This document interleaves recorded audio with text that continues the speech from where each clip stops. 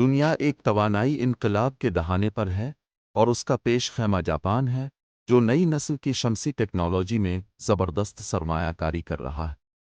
صاف اور مؤثر توانائی کے فوری تقاضے کے پیش نظر ٹوکیو یونیورسٹی کے سائنسدانوں نے ٹائٹینیم پر مبنی شمسی پینلز کی ایک جدید ٹیکنالوجی تیار کی ہے جو سورج کی توانائی کے استعمال کو بالکل نئے انداز میں متعارف کرا سکتی ہے۔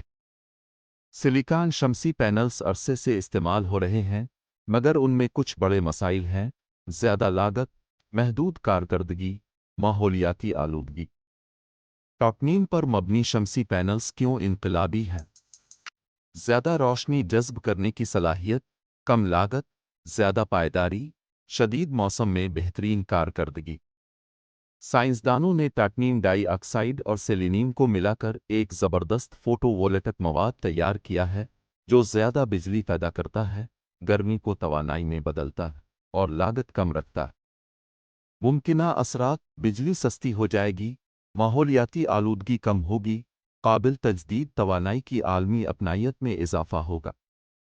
تو کیا یہ ٹیکنالوجی دنیا کو بدل سکتی ہے؟ ہمیں کمنٹس میں بتائیں۔